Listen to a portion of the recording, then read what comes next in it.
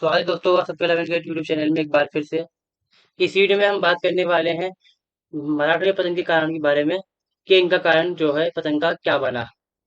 जो मराठे हैं मुगलों के बाद भारत के अंदर या मुगलों के समय ही देख सकते हैं हम यहाँ पर कि अंतिम ताकत रहती है ब्रिटिश ईस्ट इंडिया कंपनी के खिलाफ। हालांकि ये कहें कि भाई कई बार मुगलों को खत्म करके मराठों ने अपने ही पैर उखाड़ने की कोशिश करी यहाँ पर, क्योंकि जब मुगल इनके साथ थे तब तक मुगलों का राज रहा। ब्रिटिश ईस्ट इंडिया कंपनी ताकतवर नहीं हो पाई। जहां मुगलों का राज इन्होंने खत्म करा तो ये तीन तरफा यहाँ पर हमला हुआ मुगलों के ऊपर, राजपूत, मराठे, ऊपर से ब्रिटिश ईस्ट इंडिया कंपनी। और साथ में अगर हम देखें कि जो उनके अपने ही लोग थे, जो उनके दरबारी थे या फिर उनके सामंत लोग थे, उन्होंने इनके खिलाफ कार्रवाई करी, उससे उनका अंत हुआ। फिर आखिरकार मराठों का भी यहाँ पर अंत हो गया। तो पहला कारण यहाँ पर क्या है? पानीपत का तृतीय युद्ध। 1761 में पानीपत के युद्ध में अहमद शाह अब्दाली के हाथों पराजय से मराठों की शक्ति और प्रतिष्ठा दूरगामी आघात लगा।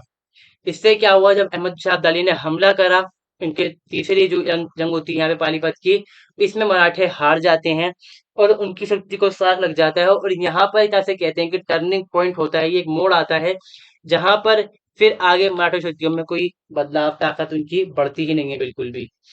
मराठा राज्य का प्रभाव घटा और पेशवा का प्रभाव बढ़ जाता है और उस पद को पाने के लिए प्रतियोगिता बढ़ गई। इसके लिए फूट, गुटबाजी, षड्यंत्र और अराजकता जो है बढ़ जाती है।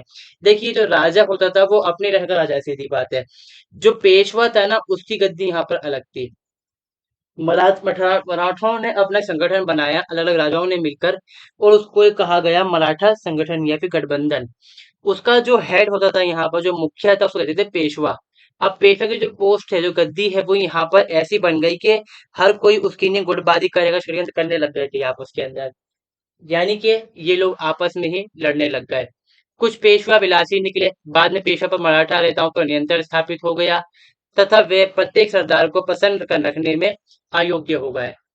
जो यहाँ पर पेशवा थे शुरुआत में तो सही रहते हैं, कुछ विलासी था, जब उनको ताकत मिलती है तो वो विलासी हो जाते हैं यहाँ पर। बाद में क्या होता है कि जो राजा होते हैं उनके ऊपर नियंत्रण कर लेते हैं यहाँ से, और जो पेशवा होता है वो मुखिया होने के बजाय यहाँ पे कठपुतली बन के रह जाता है। दूसरा बिंदु है इनका मराठाओं की आंतरिक दुर्बलता, यानी कि इनके खुद की चुनावी झगड़े थे आपस के अंदर। वो मराठों की आंतरिक दुर्बलता भी मराठों के पतन का कारण थी। मराठों की सबसे बड़ी दुर्बलता उनमें एकता, अनुशासन और राष्ट्रीय भावना की या राष्ट्रीय भक्ति का अभाव था। उनमें क्या था, मराठाओं के अंदर इनमें जो भक्ति आई, वो भक्ति थी हिंदुत्व की, कि जो मुसलमानों का राज्य उसको खत्म करके हम हिंदू राष्ट्र स्थापित करेंगे। अब यहाँ पर जब आप हिंदू राष्ट्र स्थापित कर तो लोगे, कोई दिक्कत नहीं उसके अंदर, मगर जो साथ में आपके साथ लोग रह रहे हैं वो सारे तो हिंदू नहीं है, पहली बात तो। और फिर अब एक भारत के नाम पर नहीं लड़ रहा है, तो हर इंसान का अपना जो धर्म है, हिंदू से आपसे अलग धर्म हो जाता है यहाँ पर। हर इंसान ही कहता है मैं धर्म का मुखिया मैं हूँ यहाँ पर। तो इनमें क्या हुआ, आपस में दुर्बलता रह गई यहाँ पर। मराठा राज्य विशाल जरूर था लेकिन उनमें दृढ़ता नहीं थी। मराठा साम्राज्य एक संघ था जिसका मुखिया पेशवा था, किंतु उसका अन्य जो मराठा सरदार है उन पर नियंत्रण नहीं था। पेशवा मुखिया था मगर पेशवा की बात को वो लोग मानते नहीं थे यहाँ पर। अपने अपने में देखो, होलकर हो, सिंधिया हो, भोसले हो, गायकवाड़ हो, ये सारे सारे जो कबीले, सारे खानदान थे, मराठाओं के सरदार थे, ये लोग अपनी सीमा में स्वतंत्र थे और आवश्यकता पड़ने पर भी ये सभी एक दूसरे के बीच जो खिलाफ है षड्यंत्र करते रहते थे। ये चीज की चलती थी यहाँ पर। फिर दूसरा बिंदु हमारा यहाँ पर है राजनीतिक संगठन की शिथिलता। देखिए, इसमें क्या रहा कि जो राजनीतिक संगठन था इनका, उसमें कमजोरी थी यहाँ पर। वजह क्या रही कि भाई इनका जो साम्राज्य था ये आपस में एकजुट नहीं थे यहाँ पर। जो व्यवस्था थी इनकी केंद्रीय, वो कमजोर थी। मगर इनके यहाँ पे प्रथा क्या थी, साम्राज्य स्थापित करना, ये दूसरे राज्य जो है उनको भी हथियाकर अपने यहाँ पर मिला लेंगे। मगर इसमें क्या हुआ कि आप पहले खुद का संभालो फिर दूसरे पर हमला करना। आपसी संघर्ष के कारण संघ का स्वरूप ही बदलने लगा था। यहाँ पे क्या हुआ, मराठा साम्राज्य क्षेत्र के बढ़ते ही मराठा सामंतों ने अपनी शक्ति बढ़ानी शुरू कर दी और शासन तथा सुव्यवस्था पर मराठा सरदारों ने अपना नियंत्रण स्थापित कर लिया। इस तरह से यहाँ पर क्या हो गया, जब साम्राज्य की सीमाएं बढ़ी, जो इलाके के लोग सरदार थे अपने अलग अलग, उन्होंने क्या करा, अपनी शक्ति को बढ़ाया। और चौथ चौथ वो करता यहाँ पर जो इनकी सीमाओं से लगे हुए राज्य हुआ करते मराठों के, उनसे ये वसूल देते हैं यहाँ पर, जो उनके सीमाओं के पास थे, ठीक है। फिर एक स्वदेशी कर था, ये भी वसूलते थे यहाँ पर कि जितना कमाया आपने देश के अंदर उसका 10% टैक्स हमें दो यहाँ पर। तो यहाँ पर क्या हो गया, एक तरह से भ्रष्टाचार बढ़ने लग गया इनमें। जब तक पेशवा शक्तिशाली रहा तब तक मराठा राज्यों में के संबंध ठीक रहे, किंतु उसके कमजोर पड़ते ही मराठा सरदार अपने सरदार उस पर हावी होने लग गए यहाँ पर।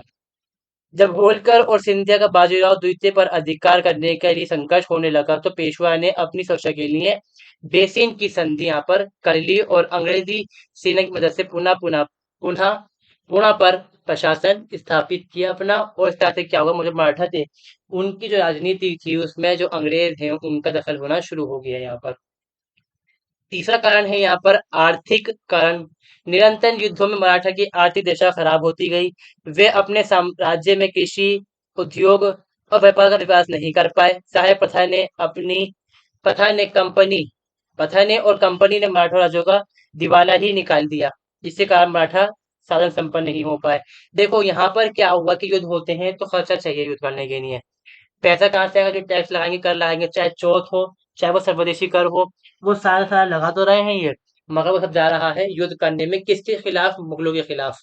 सिर्फ मुगल ही मुगल था यहाँ पे, जो भी था कि मुगलों को खत्म करना और कुछ नहीं करना यहाँ पर। हालांकि जो इनके युद्ध होते हैं वो ब्रिटिश ईस्ट इंडिया कंपनी से भी होंगे, मगर जो इनका जो मेन मकसद रहता है वो होता है मुसलमानों को खत्म करना हिंदुस्तान से। फिर ये सहायक प्रथा जो होती है, सहायक संधि जो होती है कंपनी की, उसको भी मान लेते हैं कि भैया हम अपने यहाँ सेना रखेंगे, आप सेना भेज देना अपनी हमारी हेल्प करने के लिए। जब सेना के पास खुद ही नहीं होगी तो आप किसी से क्या ही उम्मीद कर लोगे कि आपकी हेल्प कर देगा वो यहाँ पर। फिर आगे देखते हैं, मराठों ने ना तो कभी अपने कोष की चिंता की और ना ही कभी राज्य की आर्थिक व्यवस्था की ओर ध्यान दिया। पर्याप्त आय होने पर भी राज्य की सुरक्षा के लिए खड़ी सेना रखी जा सकती है। पर्याप्त आय होने पर ही राज्य के लिए सुरक्षा के लिए सेना रखी जा सकती है तथा प्रशासन को मजबूत बनाया जा सकता है। इस कारण मराठों से युद्ध को इस कारण से मराठों को युद्ध में पराजय का मुख देखना पड़ा यहाँ पर। इनकी सेना मजबूत नहीं थी, था तो पैसा मगर उन्होंने अपने में लगा लिया यहाँ पर सारा पैसा। दूसरा यहाँ पर ये कारण रहा कि प्रशासन के लिए चाहिए होता है पैसा, मजबूत नहीं कर पाए यहाँ पर ये इसको भी। फिर देखते हैं मराठों की कूटनीतिक अयोग्यता। थोड़ा मेरा माइक खराब हो गया था बीच में, अभी शायद हल्की आवाज हो गई होगी रिकॉर्ड, तो थोड़ा सा मैनेज कर लीजिएगा आप इसको। मराठे अंग्रेजों की प्रवृत्ति, उद्देश्य, कूटनीति और इस प्रणाली को नहीं समझ पाए। चाहे रघुनाथ राव हो अथवा महा महादजी सिंधिया हो या होलकर, इस दृष्टि से ये सभी अक्षम थे। अंग्रेजों ने मराठों को अलग अलग कर उनकी फूट का लाभ उठाकर उन्हें पराजित किया, उन्हें मैसूर से नहीं मिलने दिया। इस प्रकार मराठे अंग्रेजों की कूटनीति को समझने में असफल रहे। देखो जो मैसूर का जो राजा था वो था टीपू सुल्तान, मुसलमान था, सीधी बात है। तो अंग्रेजों ने ये समझाया कि उस्मान तुम्हारे दुश्मन है, सीधी बात मानते रहे वो यहाँ पर। और ये उन्होंने मिलकर मैसूर के जो ताकतवर राजा था उस समय के अंदर, उससे हाथ नहीं मिलाया, उससे उनके खिलाफ कार्रवाई शुरू करवाने के लिए प्रेरित किया अंग्रेजों को यहाँ पर। और इसी का फायदा अंग्रेजों ने उठाया बाद में फिर। और जो मराठे थे वो आपस के अंदर लड़ते थे, और जैसे होलकर हो, सिंधिया हो, रघुराव हो, ये आपस में लड़ के मर गए यहाँ पर। मतलब अंग्रेजों ने इनको खत्म कर दिया आपस में लड़ लड़कर, फिर खुद इन्होंने इन पर कार्रवाई करी। फिर आता है यहाँ पे सैनिक दुर्बलता। राज्य की सुरक्षा के लिए तथा उसकी स्वतंत्रता बनाए रखने के लिए प्रबल सैन्य शक्ति का एक मूलभूत आवश्यकता है। मराठों ने तोपखाने और जल शक्ति का पर ध्यान नहीं दिया, जिसके कारण वे अंग्रेजों को समुद्र में नहीं रोक पाए तथा उनके तोपखाने तथा बारूद का मुकाबला भी नहीं कर पाए। दूसरी सैनिक कमी यह थी कि टीपू के प्रयत्नों और शक्ति का मराठा साथ देते तो निश्चित ही इतिहास बदल जाता, परंतु लोभ ने उन्हें दोनों की सैनिक शक्तियों को मिलने नहीं दिया। लालच बहुत था मराठों के अंदर यहाँ पर। फिर आता है अंग्रेजों की श्रेष्ठ कूटनीतिज्ञता। इसमें क्या है, अंग्रेज सफल कूटनीतिज्ञ थे तथा मराठे उनके सामने बच्चों के समान थे। वे अपनी कूटनीति के द्वारा अंग्रेजों ने सदैव मराठा सरदारों को एक दूसरे से अलग रखने में सफलता पाई। तीसरा पॉइंट है यहाँ पर आदर्श और राष्ट्रीय भावना का अभाव। छत्रपति शिवाजी महाराज के व्यापक आदर्श और राष्ट्रीय उद्देश्य हिंदू शाही आदि, इसके पश्चात योद्धा पेशवाराव, बाजीराव बालाजी बाजीराव आदि के उच्च दर्श बाजीराव द्वितीय ने छोड़ ही नहीं दिया, बल्कि उन्हें ही भुला दिया, जो सभी दृष्टियों से अनैतिक और आदर्श विहीन था। जितने भी ये बाजीराव रहे, दूसरे विश्व युद्ध में जब उनके सरदार रहे पहले, उनका जो मकसद था कि भारत पर हिंदुओं का राज हो, उसको ये भूल गए और ये इसमें लग गया कि भैया हमें राज करना है बस यहाँ पर, और इससे कोई मतलब नहीं, चाहे हिंदू का हो, किसी को भी हम फर्क नहीं पड़ता। संपूर्ण मराठों में यही स्थिति थी, इस कारण वे अपने मतभेद को नहीं भुला सके। 8वां पॉइंट है अंग्रेजों की श्रेष्ठ गुप्तचर व्यवस्था। जो भी ये लोग करते थे मराठा, अंग्रेजों को पता चल जाता पहले यहाँ पर, क्योंकि वो लोग इनके यहाँ पर अपने गुप्तचर, अपने जासूस को लगा करते थे और इनके यहाँ खुद की फूट थी, तो वो लोग काम भी करते थे इनके लिए, अंग्रेजों के लिए। अंग्रेजों की श्रेष्ठ गुप्तचर व्यवस्था के द्वारा मराठों की शक्ति, सैन्य संचालन, उनके पारस्परिक संबंध तथा अन्य बातों की पर्याप्त जानकारी रहती थी अंग्रेजों को। इसके विपरीत मराठे अंग्रेजों की प्रत्येक गतिविधि से अपरिचित रहते थे। यह भी उनकी पराजय है, उसका मुख्य कारण बनता है यहाँ पर। 10वां पॉइंट जो है, अंतिम पॉइंट यहाँ पर ये है, देशी लड़ाकू जातियों से शत्रुता। वे भारत की शक्तिशाली जाति में से थे, जो मराठे थे। अंग्रेजों को देश से बाहर करने के लिए उन्होंने जाट, सिख, राजपूत से सहयोग नहीं लिया, उल्टा उन पर क्या टैक्स लगा दिए, चौथ हो, सर्वदेशी मुखी टैक्स हो, वसूल करने के कारण अन्य जातियां उनसे दूर रहीं। उन्होंने मराठों के संकट के समय उनकी सहायता ही नहीं करी, बल्कि उनके खिलाफ ही कार्रवाई करी कई बार तो ये कारण रहे जो मराठे थे उनकी, उनके पतन के कारण यहाँ पर ये रहे। अगर वीडियो आपको अच्छी लगी, वीडियो को लाइक, चैनल को सब्सक्राइब जरूर करें। मिलते हैं दूसरी वीडियो में। धन्यवाद।